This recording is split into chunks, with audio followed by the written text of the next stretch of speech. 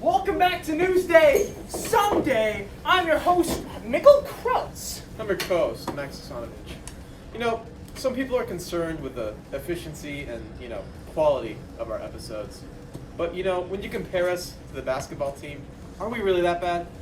Are we really?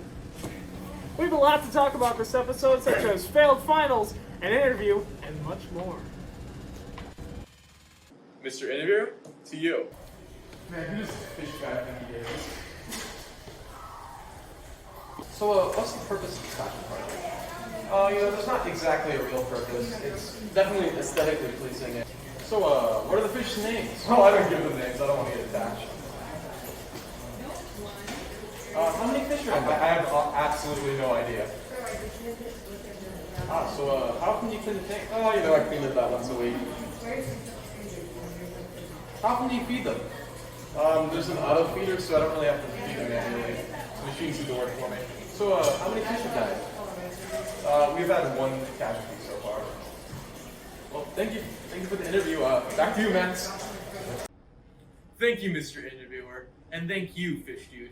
Man, I love those guys. It's really nice to hear about the passion projects happening at our school. Hi everybody, my name is Alberto Palategui, and for those of you who don't know me, I'm an English teacher. Last semester I did teach, however, influential leaders, world religions, and beyond. So today I'm going to be interviewing Asia. Hi, my name is Asia Shahid. I'm 17 years old. I'm a junior at Set High, and I'm Muslim. Yeah. Awesome. So Asia, just to kind of cover and explain to the general public school, what exactly is Islam? Could you give me maybe like the fundamental core beliefs or the practices of Islam? Well, Islam, basically, how I would put it. By the way, I'm not like expert on this. I'm just like here to explain the best I can. Right. But some sources backing me up. But right, but you have a perspective, right? Because you're a practitioner. Yeah. And so you can lend us and educate us on what Islam is based on your experiences. Mm-hmm. Yeah. That's something to actually clarify right now. Is that I know there's a lot of pressure, right? In Islam, there are scholars, right? People who really dedicate themselves to Islam. They study it for their lives, and then they become sort of arbiters, right, of Islam, right? So that's kind of the disclaimer you're making right now. You're not a scholar. Yeah, I'm not a scholar. I'm just a winky teenager. Okay. All right. Yeah. So what is Islam? Islam? Yeah. Islam is great. I mean, yeah, it's great. So basically, Islam, it's a religion that believes in one God and only one God, and that God is like has no relation with anyone else, whether it's like another God that is dependent on him, or like just an extension on the earth. Okay. So we're just talking. It's not in the way of Christianity is, right? Like where you have Jesus Christ as the Son of God. It's just Allah, right? That's what we have the name for God is Allah, and then that's it. Yeah, and then Prophet Muhammad, peace be upon him, is his messenger, like his prophet. Yeah, and I just noticed you said peace be upon him. That's something that you would normally say after you say Muhammad, peace be upon him. Mm-hmm. Right. In Arabic, we say Prophet Muhammad sallallahu alaihi wasallam. It basically means the same thing. So anytime we talk about any prophet, whether that's Jesus, Isa alayhi salam, Moses, which is Musa in Arabic, we also say peace be upon them. Right, and that's kind of one of the misconceptions I think people who don't really know what Islam is there are other prophets in Jesus Christ and I think Moses might be the prophet who's mentioned the most in the Quran, right? I think so, maybe. Yeah, I think I've heard that before, right? So there are other prophets, okay. And then tell me about the 5 pillars. Like what is the 5 pillars? And then maybe tell me about prayer, because I know that people hear that, when you pray, you have to face Mecca. So could you just elaborate a little bit on what prayer is, and maybe like if you briefly can cover what the 5 pillars are, why they're important? Yeah. By the way, there's like thousands of prophets, like not even the Quran covers all of them. So they only have like a few main ones. So the 5 pillars of Islam, it's shahada. So it's kind of like committing to being a Muslim, and you become a Muslim. Like when converts revert to Islam, they read the shahada, which is saying that there's one God, that is Allah, and then Prophet Muhammad is his messenger. And so you believe that wholeheartedly, you recite it in a masjid, or anyone can do it. And then you're a Muslim. So first you have to have the intention of being a Muslim, which is shahada. And then second, you have the salat, which you were talking about earlier. So salat is 5 prayers throughout the day. So we have one before sunrise. That is just like really quick, easy to just start off your day with something nice. And then Fajr, that's called Fajr. And then at noon we have Dhuhr. And then we have another prayer before sunset, which is Asr. And then Maghrib at dusk. And then during the nighttime we have Isha. All right. So far we have 2, and that leaves us 3 more, right? So there are 5 of the main pillars. Yeah. Yeah. So the third one is zakat. So basically, it's donation. So charity. So Muslims are kind of like required, if they can, to give like a fixed portion of their paycheck to, like their income to charity. Okay. So yeah. Just like charity, right? Okay.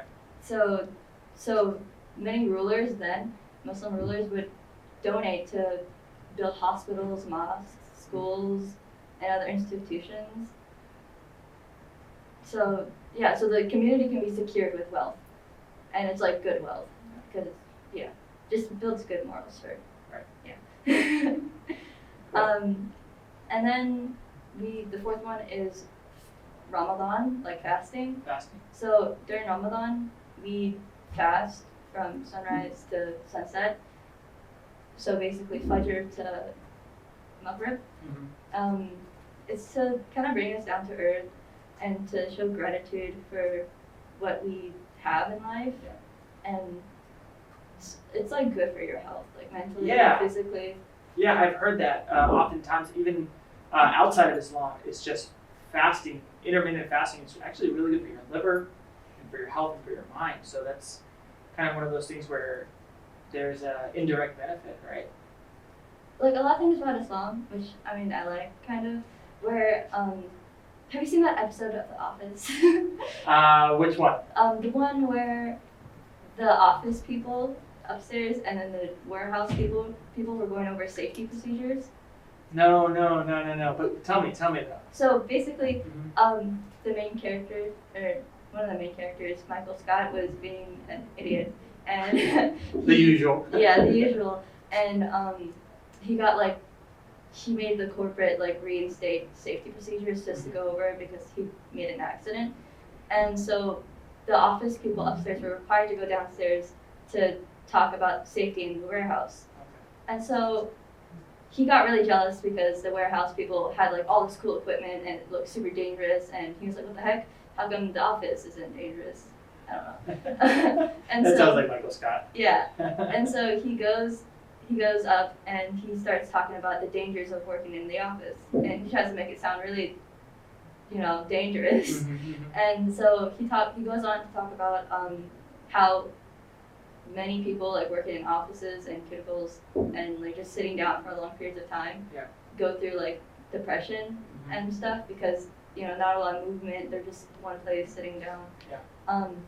So that whole point was saying that throughout the day when you pray, it's giving your body that boost of exercise that you need, and with fasting, it's just overall good for you, for your health. I'm rambling on. No, you're good. You're good. And then the last one was, I forget what the last one is. I know they actually go in order, right? What's the Pilgrimage. pilgrimage? That's right. Hold on. Oh, Hajj. Yeah. Yes, Hajj. Yeah. Yeah, Hajj, and that's Yeah. It's Hajj. yeah, it's Hajj. Yeah, that's right. It's Hajj. Yeah. Okay, so Hajj, if Muslims who are able to Uh-huh. should at least go once in their lifetime Mhm. to do pilgrimage around Hajj. And that's And- going to where is that going? Hajj to Hajj is going to Mecca. Mecca, right? Mecca, Yeah. and to do their laps around the Kaaba, The Kaaba. Yeah. It's Yeah. that the For the big longest black time. box. the big black box. I always Yeah. thought we're like, what's going on with that big black box, right? It's, I mean, Yeah. I should research about this, but Yeah. I don't know exactly. It's not. I'm not stupid, but so take this lightly. It's basically the house of God, Mhm. which I'm pretty sure Ibrahim, can speak Mhm. on him, built. Yeah. Mhm. Right? I heard that too. Okay, great. He built it with some of the kingdom people there. Mhm. Okay. Yeah, the kingdoms. Mhm. Yeah, and so it's just like kind of a unity thing. Okay. I'm pretty sure I might be completely wrong. Yeah, no, I remember reading about that, or we looked at that, and it was basically, is Abraham considered the first prophet in Islam as well? No. No, okay, so because you said there are thousands of them, so there were maybe even so many before Abraham. Yeah. Okay, good.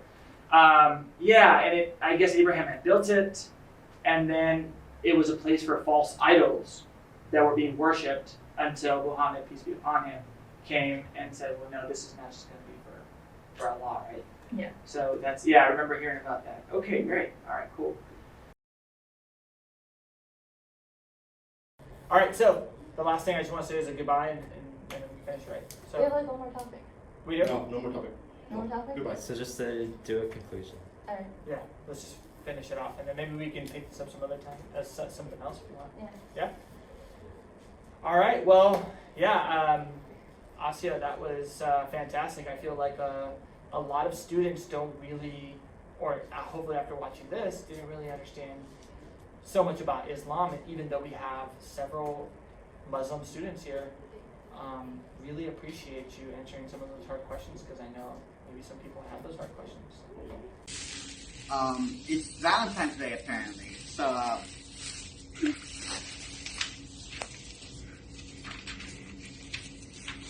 you should send someone a gram.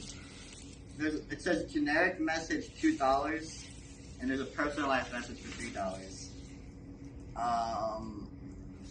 They're gonna be sold at lunch, Monday through Friday, or the week of Valentine's Day. Someone get me a Valentine's Day gram. I will not pay you back, but I'll be thankful.